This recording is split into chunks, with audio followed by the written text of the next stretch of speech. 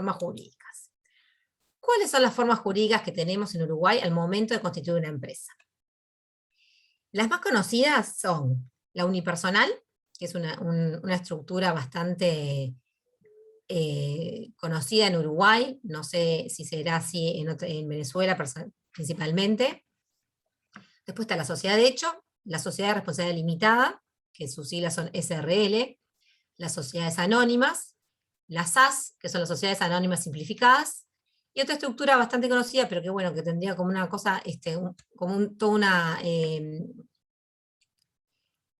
una forma de trabajo bastante distinta, que son las cooperativas, que igual se las pusimos, aunque no vamos a entrar en detalle en estas, sí vamos a entrar en detalle en las anteriores, pero para que la tengan presente y que sepan que existe. ¿Por qué es importante hablar de las estructuras jurídicas? Porque en función de la estructura jurídica que ustedes elijan, en definitiva, es lo que les va a regir todo el sistema de su emprendimiento o de su empresa. Esto significa qué consecuencias jurídicas tienen sus decisiones, cuál es el sistema tributario que ustedes van a tener que aportar, qué beneficios les da el Estado, bueno, en fin, un montón de detalles que los vamos a ir discriminando uno por uno. Bueno, vamos a empezar con las unipersonales, que es el top 10 en Uruguay, por lo menos hasta ahora. Para constituir una unipersonal, estamos hablando de un emprendimiento, una empresa que puede estar, cuyo único propietario puede ser una sola persona. Bien, creo que el término ya lo dice, unipersonal. No puede ser una empresa donde los propietarios sean dos o más. ¿Cuáles son las ventajas de este sistema? Tienen un régimen tributario bastante favorable, que en eso después Magdalena les va a profundizar. Tienen una organización muy simple, bastante flexible, y pueden constituirla y empezar a utilizarla con bastante agilidad. ¿Cuál es la principal desventaja que le vemos, por lo menos desde el punto de vista jurídico? Es que el titular de la unipersonal va a responder de forma personal e ilimitadamente por las obligaciones que asuma. ¿Qué significa esto de responder personal e ilimitadamente? Es que si la persona tiene bienes, su casa, una moto, un auto, o algún bien propio, aunque no tenga que ver con la compañía, con el emprendimiento que esté gestionando, igual ante un caso de responsabilidad por deudas, va a tener que afrontarlos con esos bienes. ¿Ah? Por eso es que siempre decimos que la desventaja de este sistema, de este régimen jurídico, es que los bienes personales se van a ver afectados por los bienes del negocio. Es como que seríamos todo uno. ¿Bien? ¿Cómo se puede abrir una unipersonal? Es muy simple. Acá nosotros les vamos a contar la forma presencial, pero si ustedes se dirigen acá donde dice DGI, vieron que está en azul, lo reciban la presentación, los van a enviar a un link directo, una página del Estado que les va a explicar todos los pasos que pueden hacer. Lo pueden hacer presenciales, lo pueden hacer a través de Internet. Hacerlo a través de Internet requiere pasos previos, es por eso que dijimos, bueno, más vale explicarles la forma presencial, porque por Internet, en definitiva, va a ser muy similar el trámite. Lo primero que van a tener que conseguir son los formularios 0351 y 205. Ambos formularios los van a conseguir en esta misma dirección que les dejamos en la presentación. Van a tener que llevar 2 fotocopias de cédula de identidad, del titular, ¿no? De quién va a ser la persona que en definitiva va a ser que esté a cargo y administrando la unipersonal. Y va a tener que llevar una certificación de domicilio. ¿Ah? Esta certificación de domicilio se puede hacer por diferentes maneras. Se puede hacer a través de un escribano público que certifique que ustedes viven en determinado lugar, etcétera, etcétera, o simplemente se puede acreditar llevando una factura, ya sea de OCE, de UTE, o de cualquier factura que ustedes reciban en ese domicilio.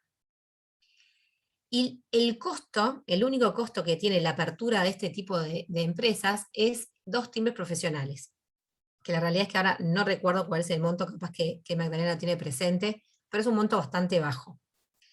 Y lo otro bueno que tiene es que una vez que se completan los formularios y se presenta la documentación, la actividad se puede comenzar de forma muy inmediata.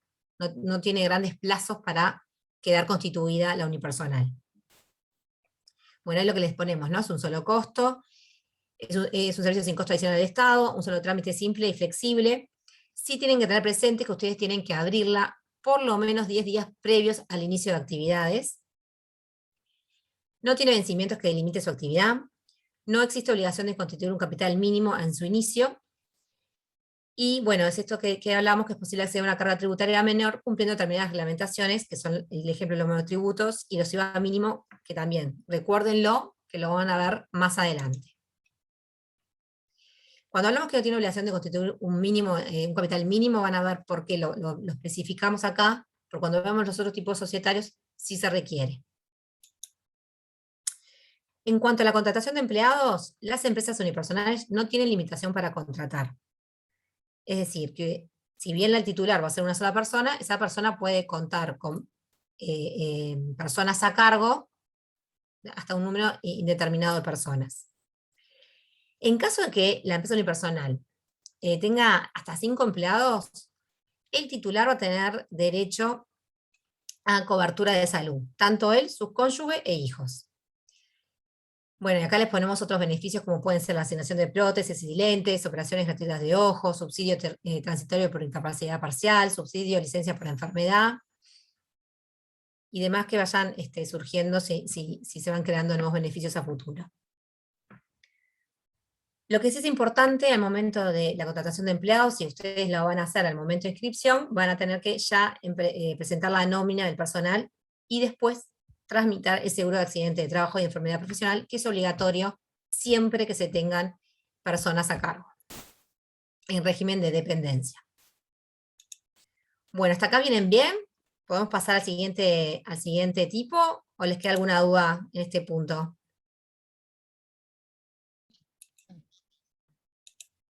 Ahí me pareció escuchar a alguien. ¿Todo bien? ¿Venimos bien? ¿Sí? Todo bien, sí, por acá. Bien. ¿Alguno de ustedes tiene una unipersonal en este momento? ¿Se está gestionando a través de una unipersonal? Eh, Hola. Hola. Yo he estado viendo como que qué forma de empresa pudiese tener. Yo trabajo, o sea, sería unipersonal, pero mis dudas no van tanto con el tema de la creación, sino el posterior. O sea, todo lo que tiene que ver con el mantenimiento de esas empresas, o sea, dónde pago, qué no pago, todo ese a priori. No sé si lo vamos a ver un poco más adelante o... Sí, sí, a la segunda, cuando después vamos a ver la parte tributaria específicamente. Así que Ok, perfecto, genial. venimos bien, así que hacemos Sí. esto más de corrido para que puedan exprimir a nuestra contadora que está por acá. Bueno, otro tipo bastante común son las sociedades de hecho.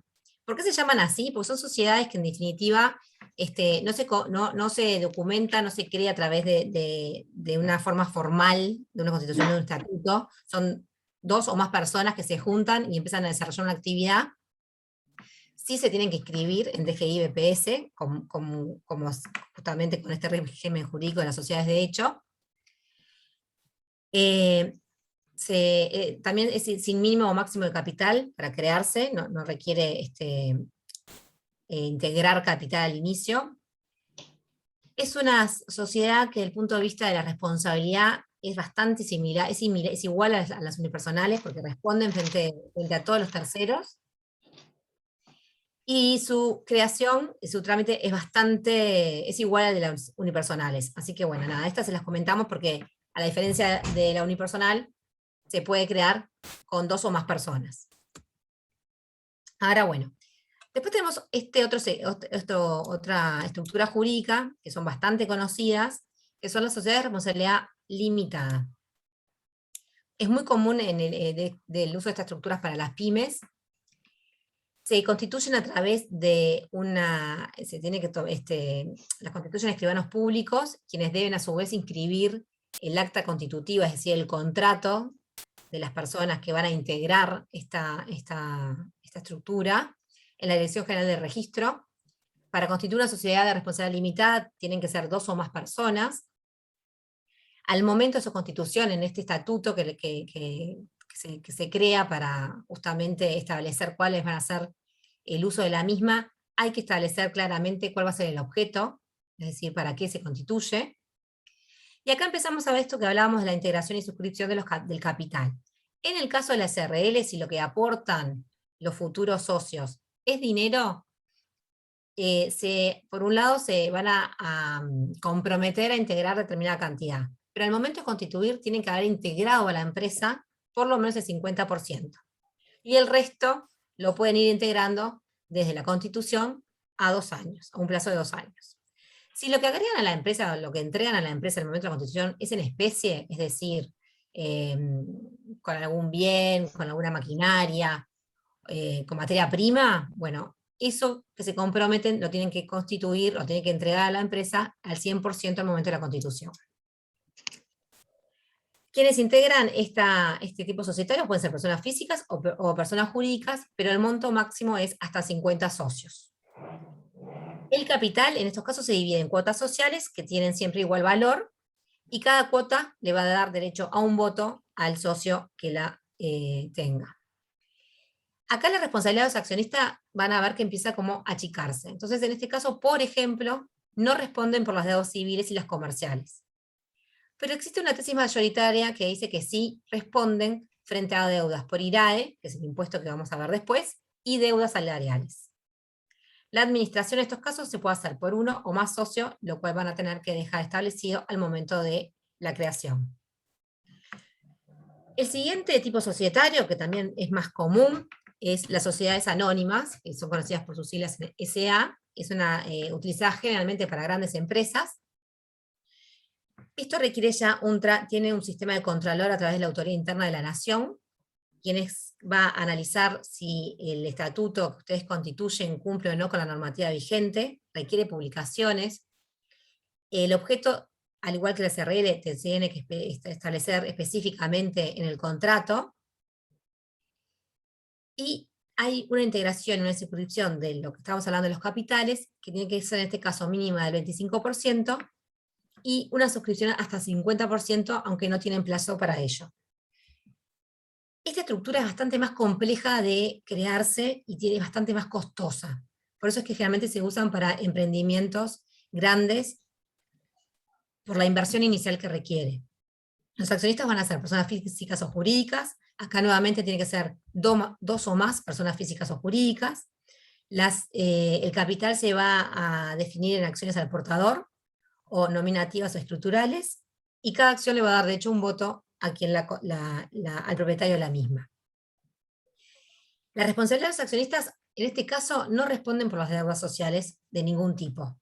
Por eso es una empresa que tiene más contralor del gobierno, es más compleja su constitución, pero ampara más a sus accionistas ante las deudas eventuales que puedan surgir de la empresa.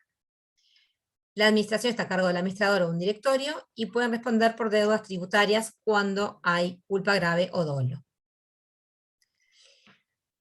Este tipo yo sigo, si ustedes en algún momento entienden que tienen dudas, por favor me paran, porque les voy a dar de recorrido todas las estructuras jurídicas que tienen para después ir a la parte tributaria.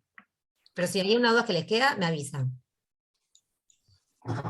En el caso de las sociedades simplificadas, es una estructura bastante nueva, como les pusimos ahí, su creación fue en el año 2019, por la ley 19.820, que aquí nuevamente ven que en el azul, si ustedes después se paran, van a poder ir directo a la norma, que es una norma que lo que hace es declarar de interés nacional el fomento de los emprendimientos, y una de las maneras de fomentarlo fue la creación de este tipo, de esta estructura jurídica, ¿no? Esta figura jurídica.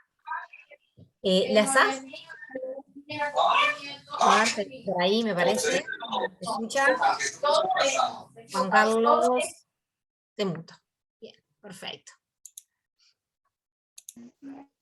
Bueno, como decíamos, es un nuevo tipo de sociedad comercial que lo que permite es aislar de riesgos de los negocios que se desarrollen, porque al ser una sociedad de acciones simplificadas, se le aplica todo lo que tiene que ver con las sociedades anónimas, toda la responsabilidad que estuvimos hablando hasta ahora, a esta estructura jurídica. Otra de las particularidades que tiene es que cuando uno crea el estatuto, tiene mucho más flexibilidad y puede establecer todas las actividades y los derechos que van a estar primando al momento de la constitución. Y algo bastante particular es que estas empresas se pueden constituir por una sola persona. No requiere una asociación de 2 o más, como vimos en los casos anteriores. Los trámites de constitución y de costo son bastante menores a las sociedades anónimas. Todavía el Estado no creó todo el sistema operativo, que la idea es que a futuro el trámite sea aún más simple que el que tenemos hoy, que sea bastante electrónico, que no requiera certificación de firmas.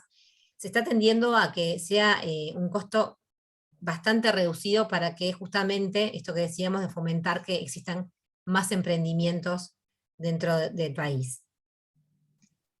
Y algo que es interesante es que si bien tienen la exoneración de responsabilidades que hablamos como las sociedades anónimas, van a tributar como las SRL, que después van a ver más adelante que el sistema de tributación es un poquito más bajo que las sociedades anónimas. Bueno, por su forma de constitución, por sus costos y por su forma de tributación, sin duda, hoy por hoy es la elegida número 1 de los emprendedores. Para constituir hay que hacer una inscripción en la Dirección General del Registro. En este caso el objeto puede ser amplio, no hay necesidad de especificar exactamente a qué tipo de actividad se van a dedicar, y la integración y la suscripción del capital es bastante menor. En caso de que sea con dinero, alcanza con integrar un 10%, y el resto se puede integrar en un plazo de 2 años. En caso que sea en especie, como mencionamos anteriormente, tendría que ser el 100% al momento de la constitución. Los accionistas pueden ser personas físicas o jurídicas, recuerden que dijimos que puede ser una sola.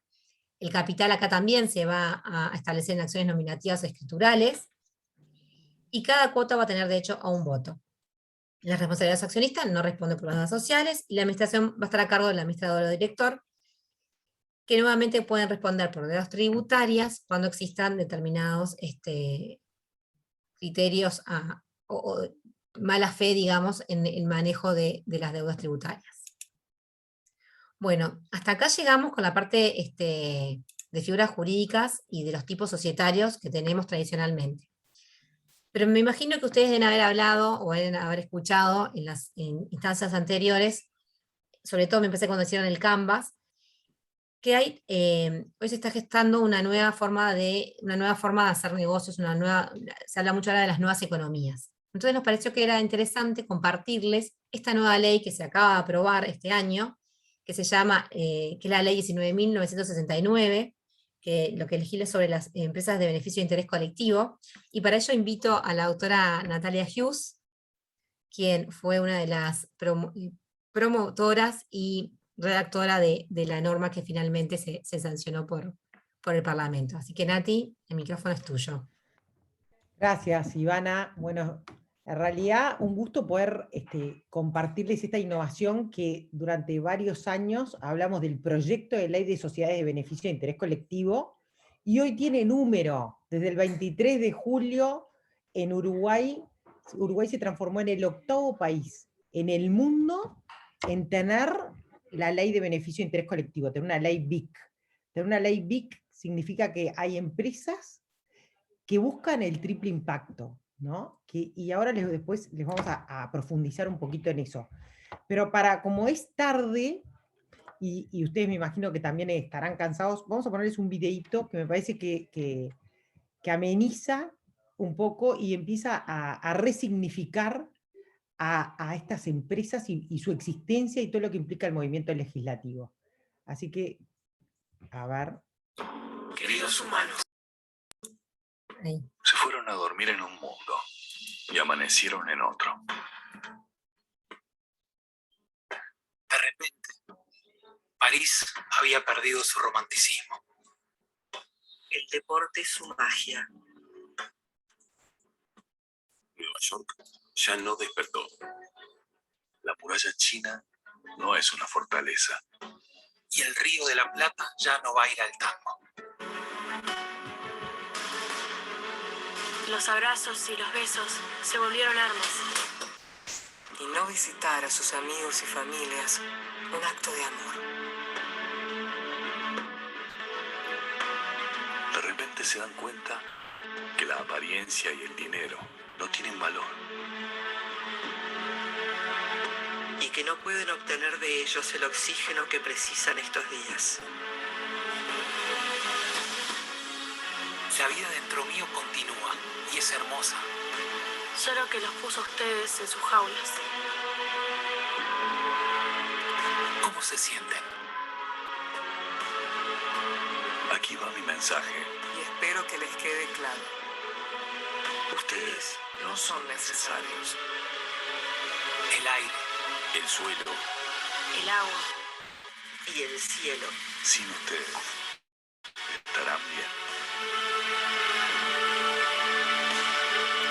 Aprovechen este momento de encierro para reflexionar sobre cómo tratan a su entorno. Porque así se están tratando a ustedes mismos. Reformulen su forma de trasladarse, De producir. de hacer negocios, de hacer política. Porque no lo están haciendo bien. Cuando regresen de sus jaulas, recuerden que son mis invitados. No mis dueños. Sinceramente. Con amor. Con amor. Con amor. Con amor, La tierra. La tierra. La tierra. la tierra. La tierra.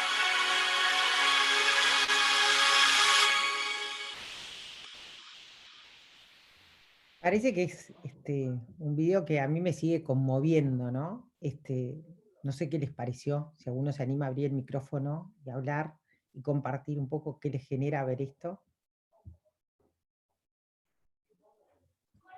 Excelente video. Te hace pensar muy bien en lo que hace la humanidad a la Tierra sin medir las consecuencias de lo que hacemos realmente y que debemos reinventarnos totalmente en todos los aspectos. No sé si alguien más quiere agregar algo. Tema, a mí, aparte de conmoverme,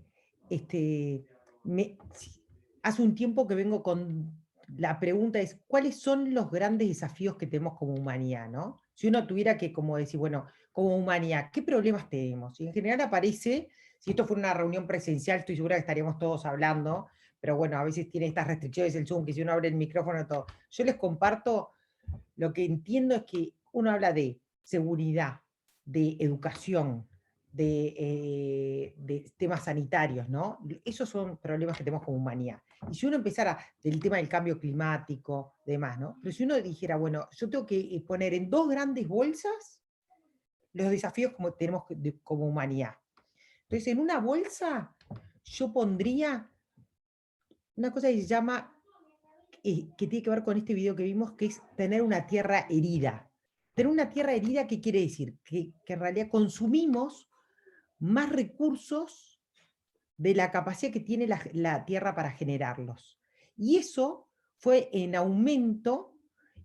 Desde el año 80, nosotros en octubre más o menos ya estamos consumiendo todo lo que la tierra generaba, por el estilo de consumo que tenemos, ¿no? Este año, ¿saben cuándo fue el día, lo que se llama, eso se llama el día del sobregiro de la Tierra? ¿Saben cuándo fue el día del sobregiro de la Tierra este año? 29 de julio. Quiere decir que el 29 de julio de este año consumimos más recursos o agotamos los recursos gratuitos de vida que nos genera la Tierra, ¿no? Entonces, si en realidad dejáramos de hacer lo que estamos haciendo, pusiéramos un stop, ¿la Tierra sanaría? No, no es suficiente. En realidad, ¿por qué? Porque y los invito a ver una charla TED que habla del tema, una charla TED de Johan Rockström, que habla de un tema que todo el mundo hoy habla, que es, bueno, el cambio climático. ¿Y saben a qué responde el cambio climático? A haber traspasado los límites ecosistémicos planetarios. ¿Qué quiere decir?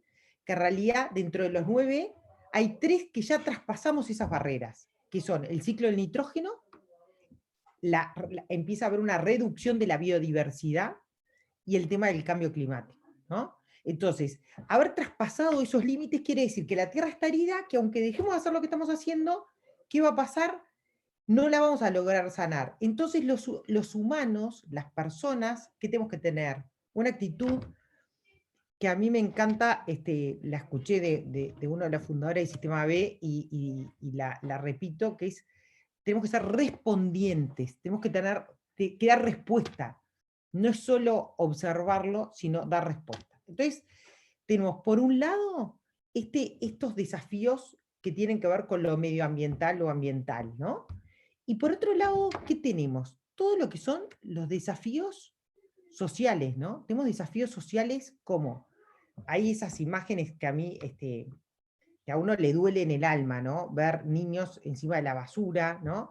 Y está bueno ponerlas, porque a veces las cosas tienen que doler para que uno pueda cambiar, ¿no? Y alguien decía que los seres humanos cambiamos o por dolor o por amor. Y a veces es bueno conectar con esos dolores para de ahí generar un cambio. Y de una manera como más burda, uno a veces cuando detecta problemas, ¿qué hace? Si uno toma conciencia de determinados problemas, puede tener dos actitudes. O hacerse el boludo, como decimos en Uruguay, o tomar acción sobre esos temas, ¿no? Esos son los dos caminos. Pero después que uno ya detectó un problema, ya no puede hacerse el que no es consciente de que existe. Y en el tema de los desafíos sociales, acá ya somos 19. Ustedes imagínense que de los 19 que estamos en esta reunión o en esta conversación, 8 de los que están acá concentran la misma riqueza que 3.6 billones de personas.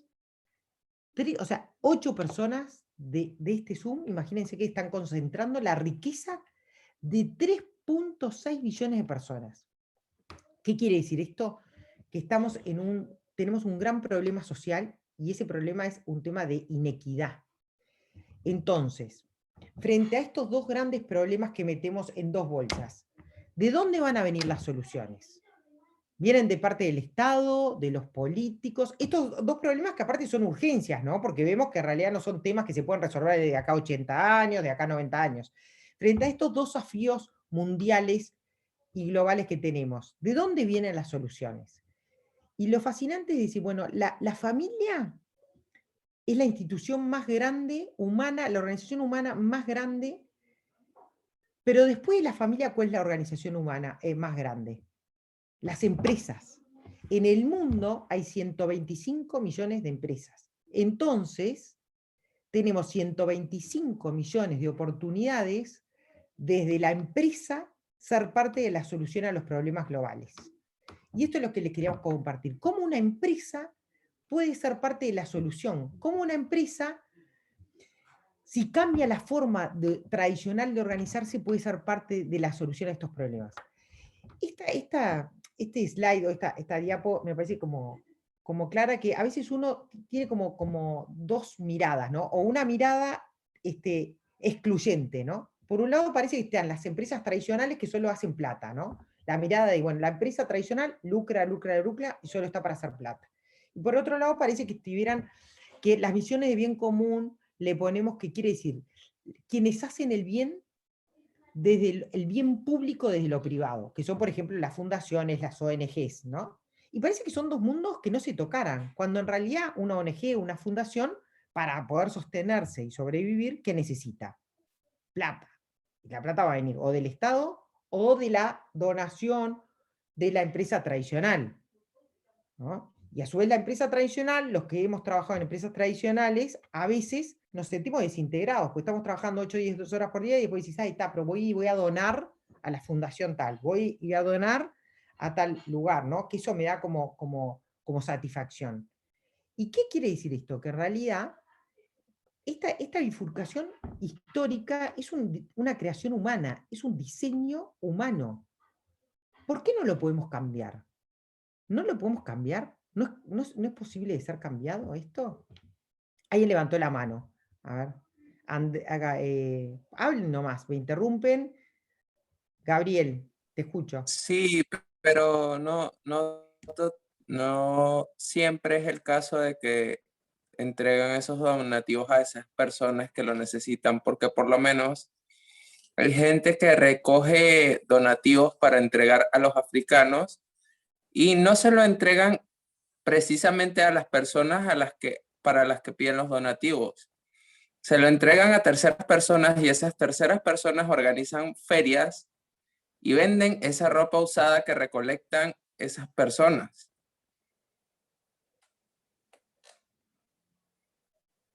como todas las cosas, a ver, hay caminos oblicuos, excepciones, mal funcionamiento, pero simplemente más allá de tenerme en los casos particulares, lo que quería era compartirles desde la mirada jurídica cómo en realidad nos venimos organizando de esta forma y la empresa perfectamente podría rediseñarse y ser como lo que llamamos generar una nueva genética empresarial o una nueva identidad de mercado. ¿Y desde qué lugar? De lo que llamamos ustedes deben haber escuchado, porque ahora se habla mucho de la evolución del capitalismo, ¿no? De un capitalismo. Este slide que parece muy simple, muy sencillo, para mí es muy clave porque habla de un capitalismo que venimos del siglo XX al capitalismo del siglo XXI. ¿Y qué es? Esta evolución de capitalismo es una evolución que pasamos del capitalismo de maximizar el valor para los accionistas, que es lo que se llama el capitalismo de los accionistas, a hoy estar transitando un momento de transformación, de hablar de maximizar el valor para los stakeholders. ¿Cuáles son esos stakeholders? Es empezar a pensar en beneficios compartidos, pensar en todos los grupos de interés de la empresa. ¿Cuáles son todos los grupos de interés de la empresa? Es pensar en trabajadores, comunidad, medio ambiente, gobernanza. ¿Por qué se da esta evolución? Justamente porque esto no es un dogma de fe, porque esto es una forma que elegimos los seres humanos para organizarnos y elegimos este sistema de organización. Y este sistema de organización no está dando solución a estos problemas que tenemos como humanidad. ¿Y por qué no está dando solución? Porque el sistema operativo con el que funciona este capitalismo del siglo XX es un sistema operativo muy, muy sencillo. ¿Y saben cómo funciona este sistema operativo? Con una regla muy simple. ¿Saben cuál es esa regla? Es tener arriba, ¿no? Es un sistema operativo que aparte se aplica para una empresa de una persona, si fuera, como decía Ivana recién, una unipersonal, puede aplicar este sistema operativo como una FISA, una sociedad anónima de 5.000 empleados. Una empresa que tenga un capital de $500 como una empresa que tenga un capital de $5 millones. O sea, ¿cuál es esa regla del sistema operativo tradicional del capitalismo que estamos manejando? Esa regla es de estar con un numerador, que son las ganancias, y un denominador, que son los costos. Y cuando uno tiene una empresa que tiene la obligación, que nosotros los abogados llamamos, esta obligación se llama responsabilidad fiduciaria. Responsabilidad fiduciaria es la obligación que tiene el gerente o el administrador de la empresa, a través del contrato social, de maximizar el retorno para los accionistas. Pero ¿qué pasa? Por ejemplo, una empresa, Viviana, que la veo con la cámara, gracias Viviana, que estás con la cámara prendida, y te estoy viendo, Viviana, por ejemplo, Viviana tiene una empresa que es gerente de una empresa y su empresa daña en 50 el medio ambiente, ¿no? Tiene una empresa que genera externalidades negativas, que son esos efectos no deseados, en 50. Y la legislación, por ejemplo, la legislación uruguaya dice, bueno, hay que reparar, tenés la obligación empresarial, legislativa, de reparar en 20. Pero Viviana, por ejemplo, es una persona muy consciente y dice, no, yo sé que mi empresa daña en 50, voy a reparar en 50. ¿Y qué pasa? Si hacemos jugar esta regla del sistema capitalista concebido con un único indicador que es el lucro, ¿qué va a pasar?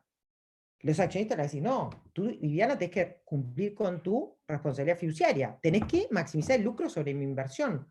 No podés reparar en 50, porque ahí estás aumentando costos que no son necesarios, ¿no? Entonces, ¿qué es lo que quiero transmitirle con esto? Que esta es una regla legal, que simplemente es una construcción humana y que perfectamente se puede cambiar. ¿Y por qué se empieza a cambiar? ¿Por qué el mundo está cambiando hacia otras reglas? Porque cuando hablamos, ustedes tienen que haber escuchado, alguien levantó la mano, perdón, a ver, escucho el que levantó la mano.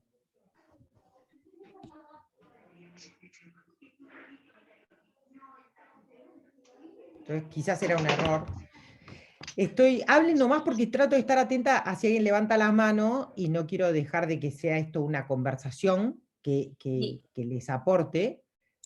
Sí. Quien había abierto el micrófono era Río, dice acá Río, pero no sé si es que lo abrió sin querer o quería decir algo. Si andas por ahí, Río, contestanos a ver qué te parece. Bueno, cualquier cosa si vuelve.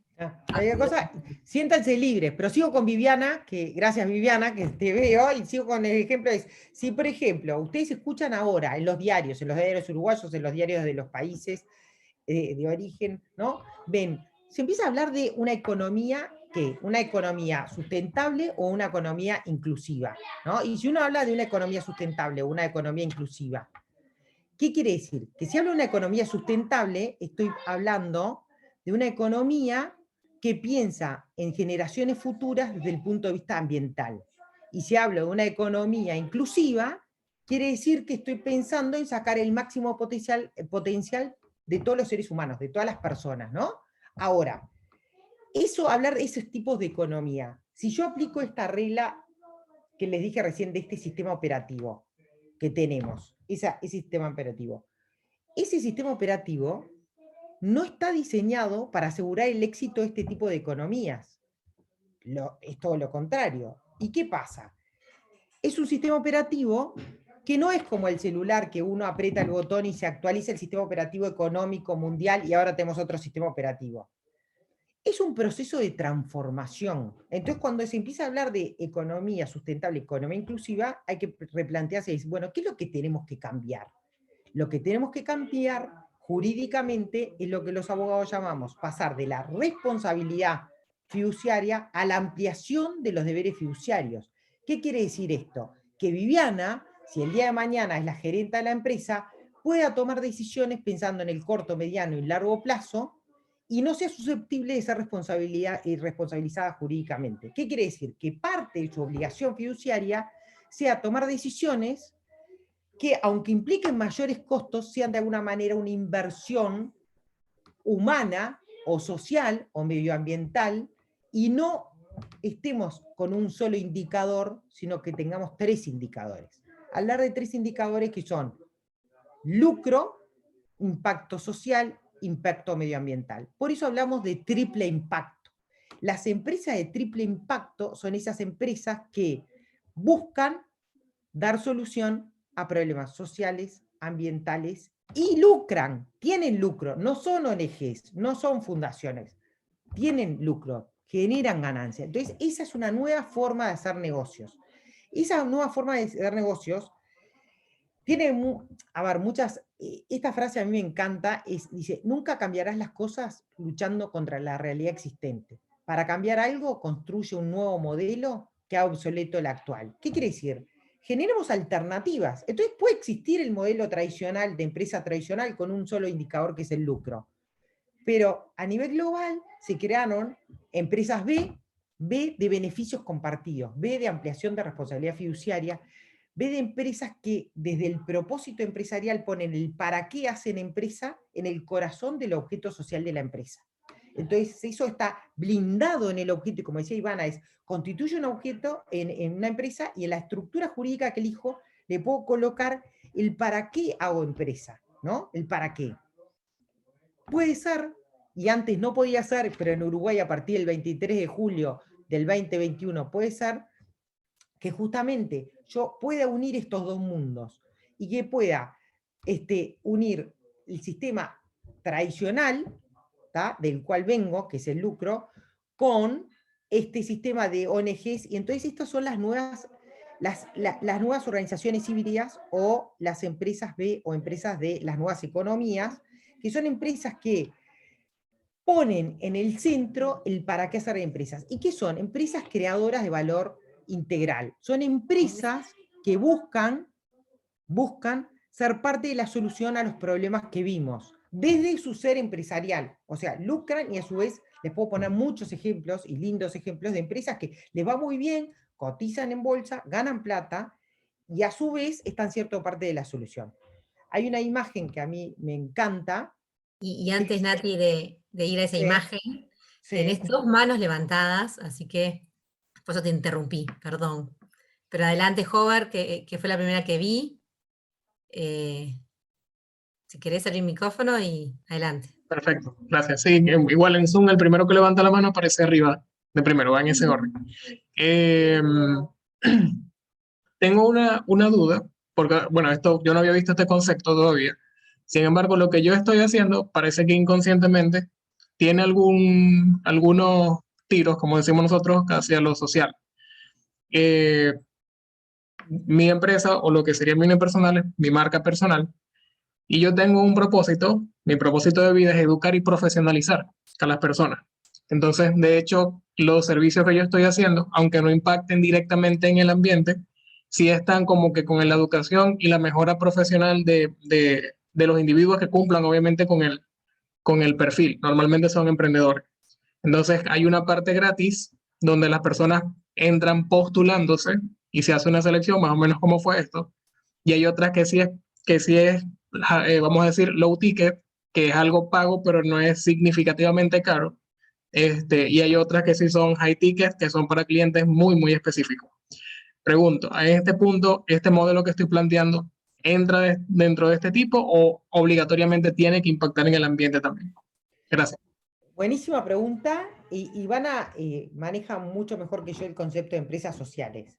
Esa podría llegar a ser una empresa social, pero para ser una empresa de triple impacto, tiene que impactar en las tres cosas: el I, social y medioambiental. Ahora, el impacto medioambiental no tiene por qué ser, voy a reconstruir la selva misionera. Lo que importa es la consideración de lo medioambiental, porque están interrelacionados en cuanto a las necesidades globales y tienen que ver con lo que vieron que hablamos en el principio, que el mundo necesita que pensemos en todas estas soluciones. No solo, naturalmente que las empresas tienen una inclinación natural, porque las personas somos las que integramos las empresas, y las personas tenemos inclinaciones naturales, o una inclinación más hacia lo social, donde uno se mueve y dice, a mí realmente me mueve lo social, y personas que tienen más inclinación a la medioambiental. Lo importante para ser una empresa big es considerar y poner en el objeto social empresarial los dos impactos, no, los tres. Los tres impactos tienen que estar. Y entonces te invito a repensar al momento de constituir cuál podría ser tu impacto medioambiental y comprometerse a hacerlo.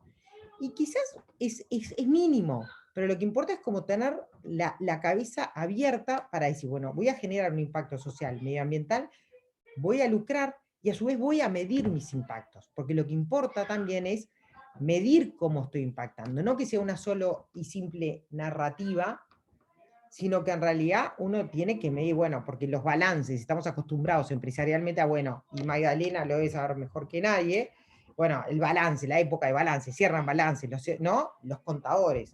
Pero ahora las empresas nos enfrentamos a, bueno, hay que presentar tres tipos de balance: el balance social, el balance medioambiental y el balance económico. Y los tres son igual de importantes. Si yo no presento alguno de esos tres, estoy incumpliendo con mi objeto social.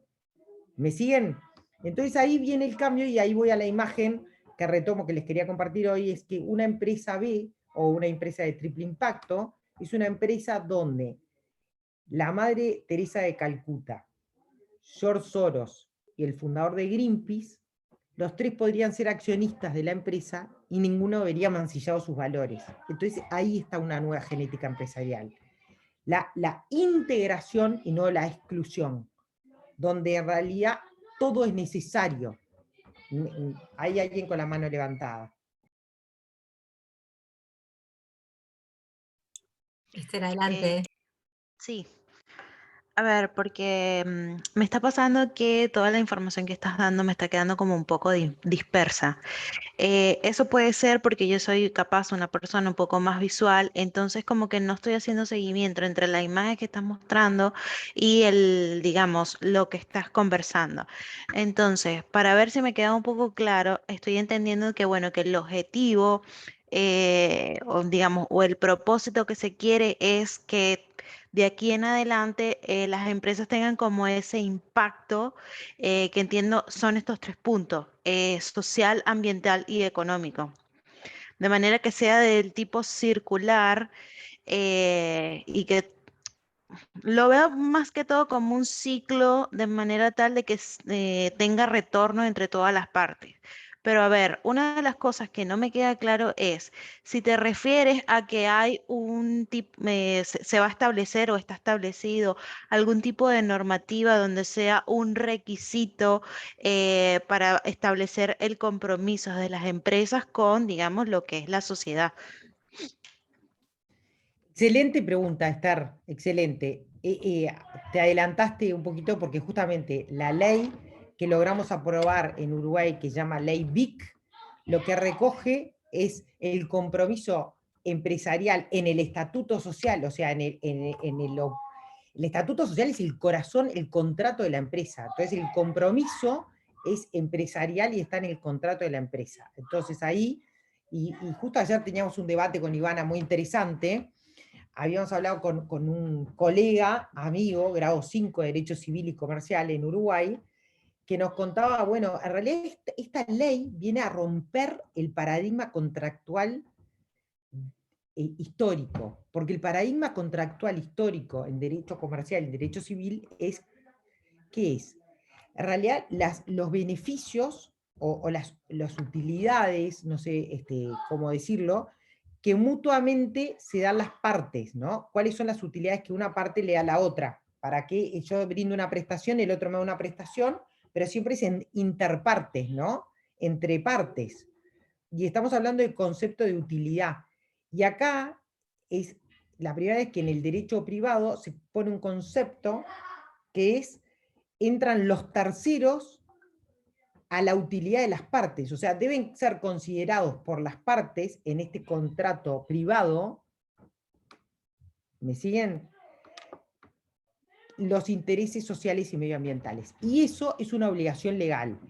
¿Qué pasa con eso? Y Esther, a ver si esto esto lo describe mejor, porque el tema de la imagen me parece importante. Uno tiene que poner en el objeto social, en el propósito, después lo vamos a ver en qué artículos y demás, el para qué yo hago empresa. Si yo te digo, te voy a poner un ejemplo a ver si eso ayuda, ¿no? Si yo te digo, a ver, mi empresa tiene el propósito de bajar la tasa de criminalidad y de delincuencia, ¿no? Y parecería en realidad que es una ONG, o que eso es, es el Estado, ¿no? Porque eso es la visión tradicional a la cual estamos acostumbrados de que generalmente es una ONG. Pero ese es el propósito. Ese propósito de bajar la tasa de criminalidad y delincuencia, ¿tá?, queda registrado en el objeto social. ¿Cómo lo hago? Bueno, la empresa es una empresa que recoge los neumáticos de todos los camiones, ¿tá?, que se generan desperdicios de neumáticos de camiones, y con esos neumáticos los recoge y así, eso tiene que ver con lo medioambiental. ¿Y qué hace? Capacita a las personas privadas de libertad para, a través de el diseño que tienen, les da trabajo ¿para qué? Para hacer championes. El producto es championes. Entonces es una empresa que vende championes, los championes se llaman Cinca, con X, y yo, Natalia, lo que hago, vos, Esther, lo que haces es comprar producto champión, ¿no? Es un producto que necesitas, vas a caminar, te son cómodos y compras championes. Ahora, cuando vos compras championes, lo que tenés es la posibilidad de usar la fuerza del mercado para dar solución a problemas sociales y ambientales. ¿Qué quiere decir? Que cuando vayas a realizar el acto de compra que usualmente uno como consumidor hace, que es, bueno, voy a tener que comprarme championes, en vez de comprarme este o este champión, que tienen igual marketing, igual diseño, igual calidad, ¿no? Porque ¿eso qué es? Es una empresa que tiene la gestión orientada al mercado de la empresa tradicional. Buen marketing, buen diseño, buena calidad. Así está el producto. Y yo, como consumidora consciente, lo que hago es, si en el mercado me genera esa alternativa, yo compro este champión y sé que cuando compro este champión, que va a decir Cinca, BIC, ¿no? Porque cuando me den la factura va a decir, eso es una sociedad anónima, SA Cinca, Sociedad Anónima BIC, por ejemplo, ¿no? ¿Qué quiere decir? Que yo voy a poder indagar cuál es el propósito de la empresa. Y me voy a sorprender y decir, el propósito es dar solución o sea, terminar con la tasa de reincidencia de criminalidad y de delincuencia. ¿Y cómo lo hacen? capacitando a personas de libertad y recogiendo neumáticos de camiones. ¿Y qué producto ofrecen? Championes. Y mañana capaz que el producto es yerba. O sea, el producto es una excusa. Lo que importa es qué mueve a la empresa a ser empresa. Y eso lo que hace es que la empresa se compromete y tiene que medir. Esther, sí, te escucho. Abrí nomás el micrófono. Sí, se entiende buenísimo. Y la verdad que ese es el objetivo hacia allá, es hacia donde deberíamos ir, ciertamente. La pregunta va relacionada, si esto del BIC es una nueva forma de constitución de empresas o es un agregado. Por ejemplo, si es algo que se le agrega a una SAS y que tenga las siglas SAS BIC o es solamente BIC. Excelente. No, no, estás clarita hasta ahora. Yo no estoy, yo ya digo, perfecto estar. Y justamente uno de los debates jurídicos que tuvimos fue, bueno, ¿creamos un nuevo tipo social? No, no se crea un tipo social. Son los tipos que habló Ivana hoy que existen, que son los tipos sociales reconocidos por el derecho comercial, o sea, la sociedad anónima, la SAS, no todos los que habló Ivana, pero algunos de ellos los recogimos y dijimos, bueno, el tipo social existente que es la SAS, en realidad la sociedad anónima, la SRL, y de hecho cuando presentamos el proyecto de ley que redactamos junto a Ivana y otras colegas más, cuando redactamos el proyecto de ley que fue en el año 2017, no existían las SAS. Y por suerte que, como todas las cosas en la vida, tiene algo bueno y algo malo, demoró tanto la aprobación y fuimos tantas veces al Parlamento que cuando se aprobó la ley SAS, lo primero que dijimos, hay que incorporarla a la ley de emprendedurismo, la ley de sociedades por acciones simplificadas, la SAS, hay que incorporarla para que existan SAS BIC. Entonces lo que se hace, y esta imagen capaz que estar, si sos de las imágenes te puede ayudar, es, vos tenés una SAS, una SRL, una sociedad anónima o un fideicomiso, que en Uruguay somos el único país de los 8 que tienen ley BIC que innovó e incorporó la figura del fideicomiso con la posibilidad de que sean fideicomisos BIC, y eso tiene que ver porque es a lo que nos dedicamos con Ivana, al tema de fideicomisos. ¿Y qué hicimos? Le pusimos el ropaje BIC. Entonces uno es la mismo tipo social con un ropaje que le da identidad. Entonces yo cuando veo en una empresa una factura que dice SAS BIC, sé que cuando habla de BIC quiere decir que está pensando en beneficio e interés colectivo. Quiere decir que esa empresa, además de generar lucro, tiene un propósito social y medioambiental. Y ya eso va a cambiar la conversación, porque yo seguramente, Esther, no hable, siguiendo este mismo ejemplo, no hable del campeón. Se va a instalar socialmente una conversación sobre cuál es mi propósito, qué es lo que le ha sentido a mi ser empresarial, para qué hago empresa, ¿no? ¿Para qué estoy generando una empresa? ¿Y por qué mi empresa es creadora de valor integral? ¿Y por qué está inserta en una sociedad donde quiere crear valor, ¿no? Es creadora de valor. Y entonces, y ahí vienen otros temas, que una cosa es ser una empresa de triple impacto, que puedo tener la certificación B o certificación de muchos tipos que hay.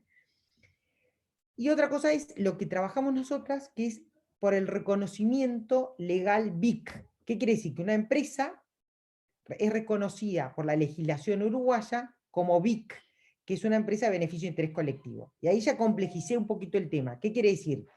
Que yo puedo ser BIC y no ser B, puedo ser B y no ser BIC, pero lo que nosotros queríamos que tuviera la posibilidad el Uruguay de tener empresas que mucho más allá de una certificación internacional, a los empresarios que están generando bienes públicos a través de su ser empresarial, sin ser ONGs, sin ser fundaciones, siendo empresarios, o sea, teniendo el indicador lucro, pero obteniendo una mirada de beneficios compartidos, tengan el reconocimiento del Estado. Y ahí vino otro debate que les puedo compartir, pero yo me entusiasmo y se va el tiempo. Y Que tenemos si una había, mano levantada antes que si sigas. necesitamos incentivos tributarios o no incentivos tributarios. Y ahí fue otro debate que les puedo contar, hacemos otras sesiones si quieren, porque sí o no, pero lo que sí estamos ahora en la instancia de que la importancia de que el consumidor ya cada vez más consciente es que el que va a traccionar a través del mercado en esa compra. Entonces es la posibilidad que nos da de elegir empresas que están siendo parte de la solución. Voy bien, Esther, ahora que te veo la cara me encantó. Me gusta mucho más ver Sí, caras, claro. gracias. Sí, de hecho encendí la cámara por eso, para que pudieras ver de que, bueno, que estoy entendiendo la información. Ahora bien, una de las cosas que te iba a decir era esto de los incentivos tributarios. Sin duda alguna, yo creo que aquí te vamos a quedar todo con el tema de que esa tendencia a pensar de que los impuestos en Uruguay son muy altos. Entonces, no está de más, la verdad, tener un incentivo tributario. Pero después, bueno, me imagino que vas a explicar cómo está relacionado eso con lo que es la parte de la constitución de las empresas como tal con la parte tributaria, que no entiendo que no hemos entrado en ese tema ahora todavía. Exactamente. Claro, el tema tributario no entramos, y la decisión, ya te digo, nosotros nos impulsó en el 2017, fuimos y debatimos o sea, la ley con movimientos legislativos de muchos países, ¿ah? Y todo tiene, como todas las cosas de la vida, su parte buena y su parte mala, ¿no? ¿Qué pasa? Por ejemplo, en Italia, creo que se pusieron incentivos tributarios para las empresas BIC. Pero ¿qué pasa? Muchas empresas, entonces, todas fueron BIC al principio, todas BIC, BIC, BIC. Pero a lo largo del tiempo no se sostuvo, porque no eran empresas que estaban con propósito social y medioambiental. Lo hicieron por el incentivo tributario. Entonces eso jugó en contra de la reputación de estas propias empresas que querían hacer las cosas bien. Por otra parte, decían, bueno, si no ponemos incentivos tributarios, ¿qué va a pasar también? Quizás la aprobación y el reconocimiento de estas empresas sea más fácil, o no entremos en un debate legislativo, porque ya empiezan los recursos del Estado a estar en juego, y entonces el Estado tiene que tener más controles porque son los propios tributos del Estado. Bueno, tuvimos innumerables debates interesantísimos. El tema es que la decisión fue, vamos a hacer esto. Uruguay reconoce las empresas BIC, hoy sin incentivo tributario. Eso se aprobó por unanimidad, que fue casi, diría, un milagro, ¿no? Y un reconocimiento de todos los países de Latinoamérica, de Ruanda, de Italia, de los 36 estados de Estados Unidos que tienen la IBI, decir, bueno, usted reconoció, o sea, lograron unanimidad en la aprobación de esta ley. Después de 4 años lo logramos. Ahora, lo bueno es que pasaron 4 años y ya cada vez hay más conciencia y más movimiento legislativo y más presión a nivel mundial para que las empresas hablen de los factores ESG, o sea, Environmental, Social and Governance, ¿no? Que los van a escuchar los factores ASG, Ambiente, Sociedad y Gobierno, que se midan, que empiecen a medir, porque ya los inversores están requiriendo que las empresas empiecen a pensar en esto, ¿no? Entonces hoy no hay incentivos tributarios, pero ya el gobierno empieza a pensar, bueno, y si le damos ventajas en las licitaciones, si una empresa ya es BIC y hay un empate en una licitación, le podemos dar más puntaje. Y si en realidad los beneficios de la COMAP, por poner un ejemplo, no es así, ¿no? Pero digo, a la que sea BIC le damos... Entonces empiezan a haber beneficios que no son tributarios, pero sí son reconocimientos que no solo dependen del ciudadano, sino que el Estado dice, bueno, a estas empresas que están de alguna manera generando bienes públicos, las voy a apoyar. ¿Cómo las apoyo? Primero con el reconocimiento, ¿tá? Que bueno, esta es BIC. Y después con una cantidad de cosas que ya empiezan a suceder. Un poco aclara, ¿alguien más quiere hablar? Hola, sí, yo tengo una consulta. Michelle estaba esperando hace rato. Adelante. Sí, mi consulta es si la figura de las BIC son aplicables a todos los tipos de constitución de empresas, es decir, también a las SRL, a las unipersonales, o solamente es la SA.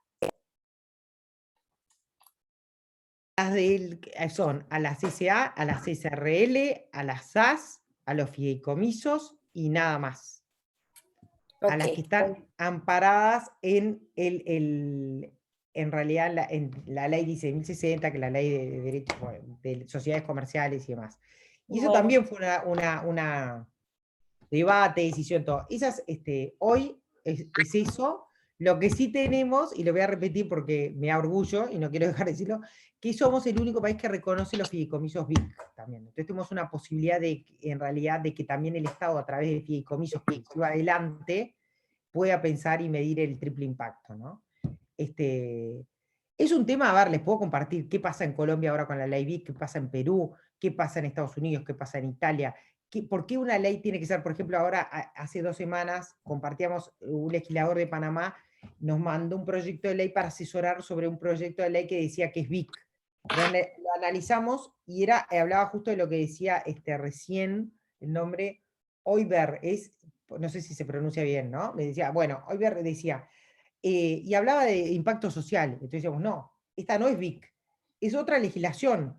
Es empresas sociales que también existen en el mundo y tienen reconocimiento, pero para que sea BIC, tiene que tener impacto social y medioambiental. Y eso, ¿por qué es importante? Porque también da una identidad, y que esa identidad permite la internacionalización de las empresas, y va a permitir que si yo mañana veo más cámaras prendidas, me estoy emocionando, veo que Viviana tiene una empresa, y la va a venderle a Oyber, que está en Estados Unidos, y tiene otra empresa, y los dos dicen, los dos somos BIC, es como que te sentís un poquito más cercano, ¿no? Mira, los dos. Y entonces ya empezás como a decir, voy a contratar con esa. Y eso es importante porque empieza a dar una identidad en el mercado de un lenguaje común que transciende el único indicador al cual estábamos acostumbrados, que era el lucro. Pero no es que lo saco del camino, lo incorporo, pero incorporo más cosas. ¿Me explico? Levantaron la mano, sí. Sí, gracias. Antes de seguir un poquito con este tema, les interrumpo porque nos queda un ratito y falta toda la parte tributaria. Entonces, yo sé que este tema es fascinante y por eso mismo se los trajimos a colación, pero bueno, tengan presente que nos queda de tiempo, lamentablemente estamos acotados, así que bueno, no sé, 1 o 2 preguntitas más y después ya pasamos a la parte tributaria. Sí, y los queríamos compartir también, insistimos, porque primero es novedad, es un tema que no tantas personas en Uruguay saben, ¿no? Y es novedoso, y nos parecía como lindo que ustedes de alguna forma ya supieran que esto está existiendo, que existe el movimiento legislativo, que Uruguay tiene su ley, y que bueno, van a tener muchas preguntas y quedamos a las órdenes de responderlas, pero también me parece súper importante esto, que sepan la parte tributaria, que en la práctica les va a ser muy necesario. Y yo, la verdad que a mí me encanta el tema, o sea que me preguntan todo lo que quieren y hacemos más sesiones y les cuento, pero, a ver, Esther, decime. No, realmente lo que iba a comentar era lo siguiente, porque pensando un poco en el resto de los participantes, por el tipo de negocios o el tipo de emprendimiento que ellos tienen, me iba a enfocar más bien en la parte de esto de como que el paso a pasito. Capaz que hay mucha gente que ya tiene algún registro o algo, pero hay otro grupo que está como en la parte de constitución, digamos, de formalización de su negocio, de lo que esté haciendo. Entonces, entiendo un poco que esto, y esa era la pregunta, si esto del BIC es algo tipo certificación, pero entiendo también de que hay que pasar primero por el proceso de constitución, de formalización del negocio, para después ir como poco a poco, y ahí me conecto con lo que dijo Hoiber, que es toda la parte post de qué hacer para sostener el negocio, y ya él habló necesariamente de toda la parte tributaria de cómo mantenerse al día, cómo mantenerse en ley, en orden y todo esto, que bueno, está bueno como para ir entrando en ese tema para todos. Exacto, entonces vamos a darle la palabra a Magdalena, que nadie mejor que Magdalena para hablar de todo lo que son tributos y sostener empresas desde ese punto de vista. Bueno, buenas noches.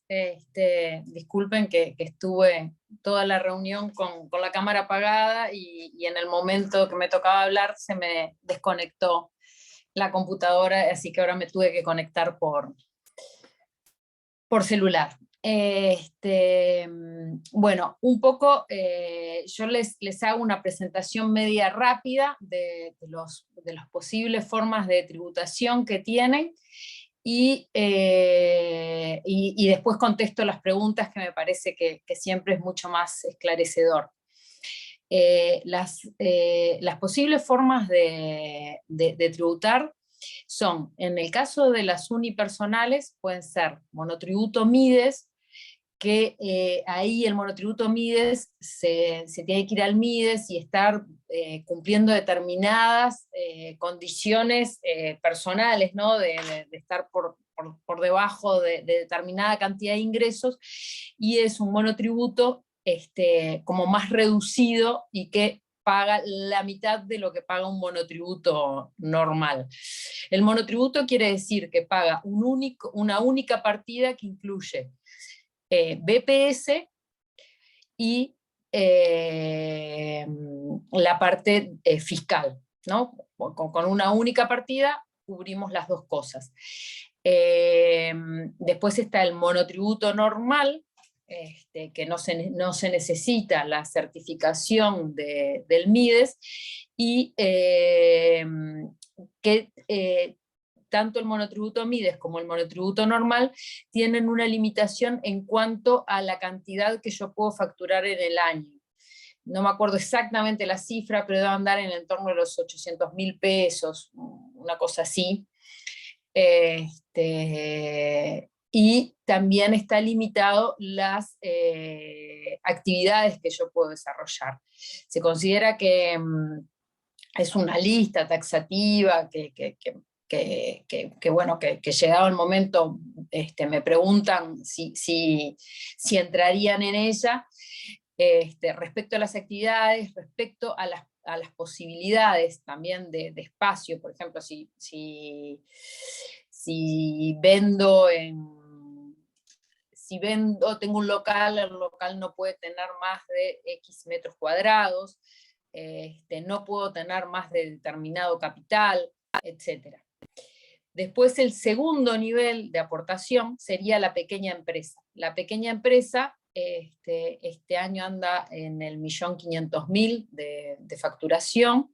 También se paga es una única erogación que incluye... no, perdón. En la pequeña empresa se paga BPS, y se paga pequeña empresa o literal o IVA mínimo, que es 4.830 pesos. Si superamos ese 1.500.000 pesos de facturación, ahí pasaríamos al régimen general, que el régimen general tributa IVA, IRAE e impuesto al patrimonio. El IRAE, bueno, el IVA, supongo que más o menos saben cómo es.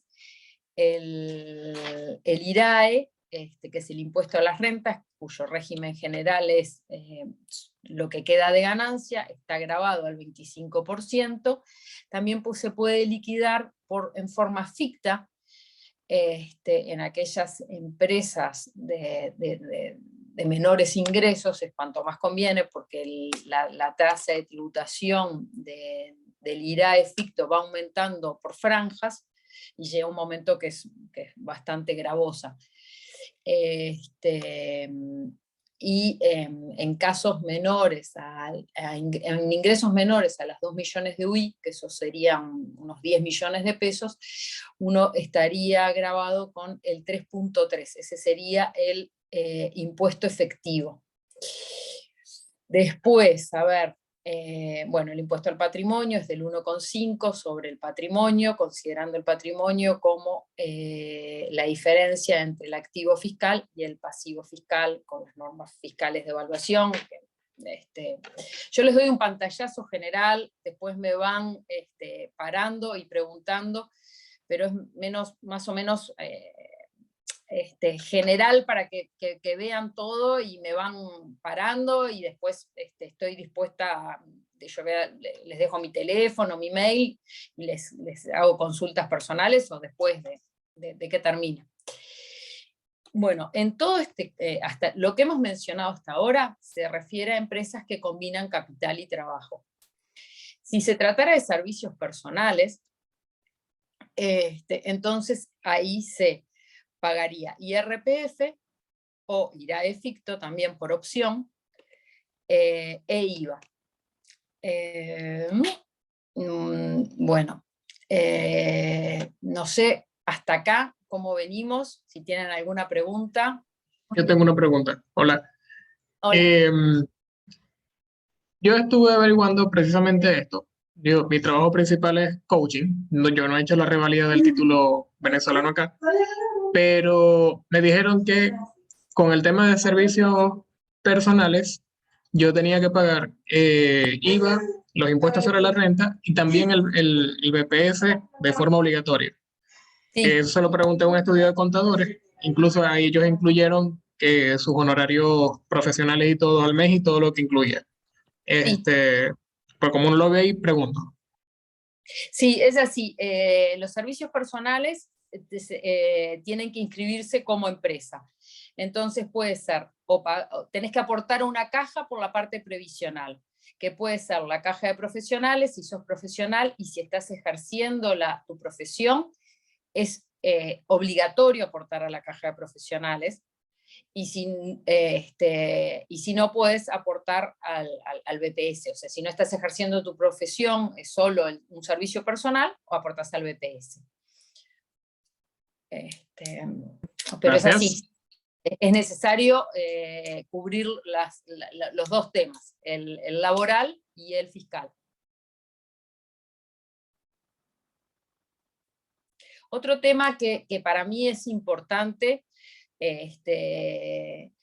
sobre todo para emprendedores, capaz que acá voy medio contracorriente de las abogadas, porque ellas van más a la parte jurídica, mi consejo es empezar chiquito e ir creciendo, porque los costos fiscales de una unipersonal son menores a los de una sociedad anónima. Por ejemplo, la sociedad anónima, por el simple hecho de ser sociedad anónima, así no facture, paga todos los meses ICOSA, que es el impuesto a la constitución de las sociedades anónimas, que son 1.730 pesos. Las sociedades anónimas no pueden tributar por el régimen de IRAE ficto, con lo cual yo sí o sí voy por el régimen real y no me puedo acoger, si tengo una baja facturación, al 3,3. Entonces, como en la vida misma, es mucho más fácil engordar que adelgazar. Entonces, ir para atrás no se puede. O sea, si yo empecé como régimen general de IRAE, no puedo ser un monotributo, no puedo ser una pequeña empresa. Pero yo como pequeña empresa, si me pasé de facturación, sí puedo pasar al régimen general. ¿Sí? No sé si hay alguna pregunta o... Magda, yo lo que he visto digamos, de otras presentaciones y un poco asociado a estos temas es que lo que han comentado es que es muy engorroso y es muy costoso pasar de un tipo de constitución a otra. Entonces, mi pregunta iba por allí de cuáles son las ventajas o desventajas de cómo hacer la constitución bien consolidada, digamos. Bueno, a ver, la constitución de un unipersonal, viste que comentó Ivana, no tiene un costo más allá de los 2 timbres profesionales, que Ivana preguntaba cuánto era, y el costo del timbre es 210. O sea, te sale 420 pesos abrir una unipersonal. Esa unipersonal, mañana le pedís a un escribano que te constituya una SRL, y salvo que tengas, que hayas comprado un vehículo o que hayas comprado un inmueble en la unipersonal, que ahí deberías vendérselo a la SRL, el día de mañana constituye una SRL y seguís operando como SRL. No habría ningún problema. La SRL, eso lo constituyen los escribanos. En una época andaban en el entorno de los $500. No sé hoy cuánto están cobrando los escribanos, pero eso era lo que cobraban en su momento honorarios, y hay un montón de costos y de timbres porque van al Registro Nacional de Comercio. Las SAS andaban en el entorno de los $800 y las sociedades anónimas 3.800, pero bueno, la SRL se puede reconvertir en una sociedad anónima.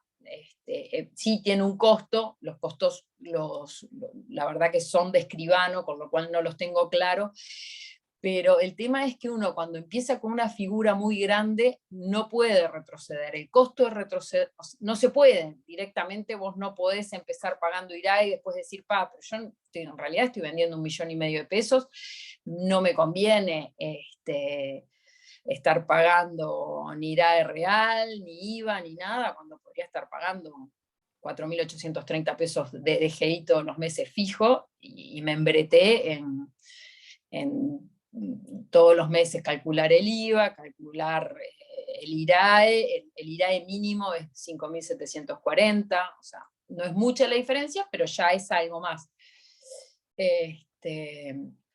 Entonces, por eso es mi consejo. O sea, se puede subir, pero no se puede bajar. Yo he visto, he tenido clientes en el estudio que empezaron con muchas esperanzas, después les fue mal, y bueno, terminan teniendo que cerrar todo, ¿no? En cambio, si uno va haciendo un crecimiento progresivo, hay veces que tiene más chances. Lo otro que me parece que es importante es el tema de que en sí las constituciones no solo quedas atado si tenés bienes muebles, ¿no? O sea, o vehículos o maquinarias, porque si lo tuyo es una actividad que no requiere ninguna solo bienes de cambio, o sea, por ejemplo, o es un servicio, o yo compro y vendo, en el momento de que me cambio de forma societaria, le vendo el stock y ya está. No sé si... Bien, buenísimo. ¿Alguien más levantó la mano? Araceli. Sí. Yo tengo una duda con respecto a las SAS. Y si se cumple ese mismo concepto que estás diciendo, o sea, es claro que es mejor comenzar de pequeño, ir creciendo y pasando, ojalá todos pasemos a sociedades más grandes, ¿no? Pero en este caso de las SAS, que justamente se origina como una sociedad simplificada, ¿también aplicaría lo mismo? Bueno, la SAS tiene varias ventajas, porque la SAS puede tributar igual que una SRL, con lo cual la SAS sí se puede adherir al IRAE ficto, no paga ICOSA y aporta al BPS como una SRL. Es decir, que tiene las ventajas de la sociedad anónima desde el punto de vista jurídico y de protección del patrimonio personal, y tiene las ventajas fiscales de la SRL. Otro tema que me había olvidado es que antes las pequeñas empresas, o literal E o IVA mínimo, es lo mismo, la gente no las quería si iba a venderle a otra empresa, porque las otras empresas no podían deducir no era deducible el costo, lo que le compraran a una pequeña empresa. Hoy por hoy, si la pequeña empresa se adhiere al régimen de facturación electrónica, la factura es deducible para una empresa. Es decir, que las empresas no tendrían inconveniente en comprarle a una pequeña empresa.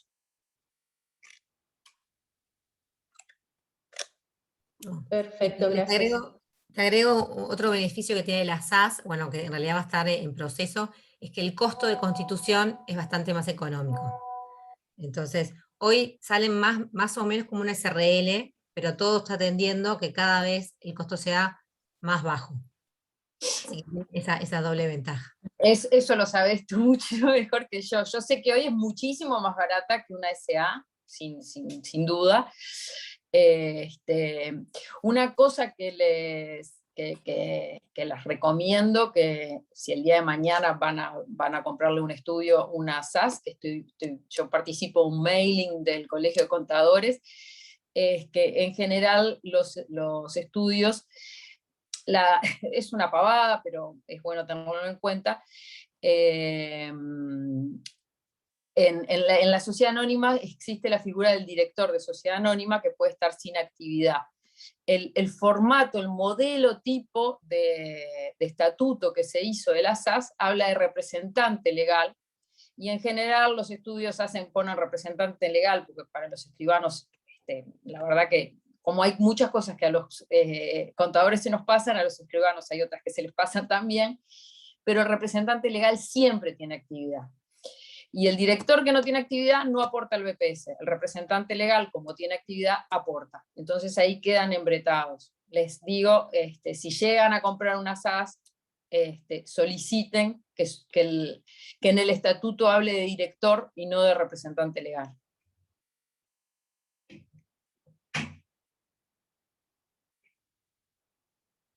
Perdón, yo sé que hablo muy rápido, por eso párenme todas las veces que precisen. Creo que Alejandra tiene una pregunta, desmuteate y hacelas. Yo más estoy desde mi celular, con lo cual no veo la pantalla entera, disculpen. Hola, buenas Hola. noches. Buenas noches. De verdad que estoy en todo muy interesante. Una consulta. Yo soy monotributo social, yo soy monotributo social MIDES. Y debo pasar al siguiente escalón porque supero la facturación, ¿no? Y porque, bueno, ya estoy a punto de dar un paso siguiente, que es la apertura de un local. Y por facturación debo pasar al siguiente. El siguiente escalón superior al MIDE, sé que es monotributo, por decirle común, sí. y quería saber el monto de facturación de ese siguiente, y después de ese es la SRL. No, después puede ser pequeña empresa. El monotributo normal, la verdad que no me acuerdo, creo que anda en el entorno de los 800.000 al año. La pequeña empresa es 1.500.000, 1.499.000, 1.000.000. Ok. O sea que del monotributo social MIDE paso a la monotributo común, por decirle. Sí, te conviene ir subiendo porque monotributo paga menos que pequeña empresa. Entonces va subiendo a medida que y te otra pases. Consulta, pierdo mi RUT si yo subo, pierdo el número de RUT. No, lo conservás. Bien, dale. Muchísimas gracias. Era una gran duda que tenía.